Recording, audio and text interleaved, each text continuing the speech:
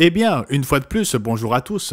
J'espère que vous avez eu une inspirante fête des trompettes cette semaine et que vous attendez tous avec impatience le jour des expiations, la fête des tabernacles et le dernier grand jour. Ils seront bientôt là. Ce sera donc le dernier communiqué hebdomadaire vidéo que je donnerai avant la fête des tabernacles. Je partirai la veille des expiations pour aller à Kansas City où nous célébrerons le jour des expiations. Puis nous prendrons l'avion pour Salt Lake City afin de nous rendre à la fête à Midway dans l'Utah. Et ensuite la seconde moitié à Florence dans l'Oregon. J'espère donc que vous êtes tous prêts ou en train de l'être car les jours saints seront bientôt à nos portes. Monsieur Ames se trouvait à Houston au Texas pour le sabbat hebdomadaire et le jour saint des trompettes. Il a pu rendre visite à cette congrégation une fois de plus et voir aussi quelques membres de sa famille là-bas. Dr. Wennell était à St. Louis pour le sabbat, puis il s'est rendu à Kansas City pour la fête des trompettes. Carol et moi étions plus près de chez nous. Nous sommes allés à Anderson, en Caroline du Sud. C'est une région qui faisait partie du territoire dont Dieu m'avait confié la responsabilité entre 1984 et 1990. La congrégation se trouvait à Greenville, en Caroline du Sud. Elle a été déplacée à environ une demi-heure à l'ouest. Nous avons revu là-bas beaucoup de gens que nous connaissons depuis un certain temps et c'est vraiment bon de voir des gens qui sont restés loyaux et fidèles à la vérité pendant 30 ou 40 ans, voire plus de 50 ans pour certains d'entre eux. Et puis, bien sûr, d'avoir aussi quelques nouvelles personnes. C'est toujours bon d'avoir un bon mélange d'anciennes et de nouvelles personnes. Monsieur Christo Botha écrit que le président sud-africain Cyril Ramaphosa a rencontré le Conseil national de commandement du coronavirus et le Conseil de coordination du président mardi.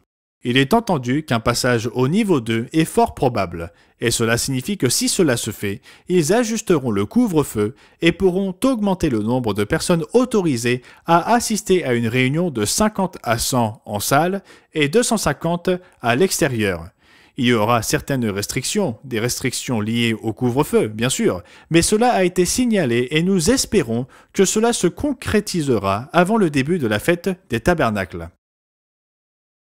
Cette année a été une période très difficile pour tous nos coordinateurs de fête. Au Royaume-Uni, en Europe et en Afrique, nous attendons environ 24 sites de fête.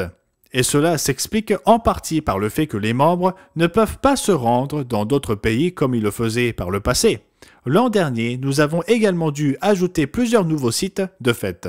Les obligations en matière de vaccination dans certaines parties du monde font qu'il est très difficile pour les gens de se déplacer en dehors d'une province comme au Canada. Ou même de l'autre côté des États en Australie. Certaines situations sont très difficiles et la Caraïbe, l'Amérique centrale et l'Amérique du Sud rencontrent également leurs difficultés. Mais la fête est presque là. Heureusement, nous comptons avec la diffusion par Internet que Dieu a rendu possible à la fin de cette ère, alors que toutes ces choses nous tombent dessus. De nombreuses personnes pourront assister à la fête en personne, mais dans certains endroits, vous ne pouvez tout simplement pas franchir les frontières. Le Bureau canadien a testé à Hong Kong une publicité utilisant des caractères simplifiés en mandarin, des sous-titres traduits sur un point de vue, et cela a eu pour résultat que 62% des personnes qui ont vu la publicité ont regardé au moins 30 secondes de la vidéo et ont donc été comptabilisées comme une vue. Et la durée moyenne était de plus de 2 minutes, donc c'était très bien. Et c'était une vidéo point de vue à connotation chrétienne intitulée « Comment les chrétiens devraient-ils réagir lorsqu'il s'agit de protestations antigouvernementales ?» Ce n'est pas exactement le titre, mais le fait que le terme chrétien figure dans le titre nous montre que nous avons un public là-bas. Et il a reçu 15 000 téléspectateurs distincts, comme on dit. C'était donc très encourageant. Nous savons que nous pouvons atteindre les gens dans cette partie du monde par ce biais. En ce qui concerne les points de vue, j'ai pensé que je devais le mentionner ici, le point de vue animé par M. Stuart Vakovich sur le thème « Les écoles discriminent-elles les garçons ?» a dépassé à présent les 3,1 millions de vues. La progression fut très rapide ces derniers temps. Apparemment, Google ou YouTube en font la recommandation auprès de diverses personnes qu'ils pensent pouvoir intéresser. Et donc parfois la vidéo reçoit 30 ou 40 000 vues et parfois jusqu'à 100 000 vues ou plus en une journée. Ensuite, il est mis en veilleuse pendant un certain temps, puis après quelques mois, il est à nouveau recommandé et repart de plus belle. Nous n'avons pas grand-chose à voir avec la façon dont Google ou YouTube procèdent, mais nous en sommes très reconnaissants. Monsieur Josh Lyons a mentionné que dans l'une de ses congrégations, un individu a vu par hasard notre revue dans le hall d'entrée du complexe dans lequel il habite.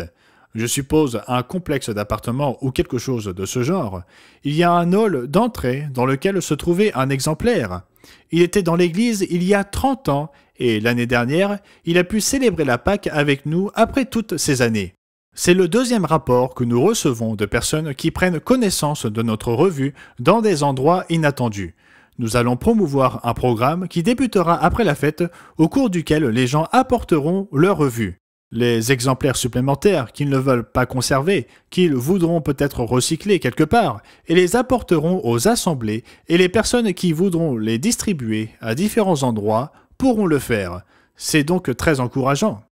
Donc, comme je l'ai dit, ce sera le dernier communiqué hebdomadaire jusqu'après la fête des tabernacles, du moins le dernier que je ferai.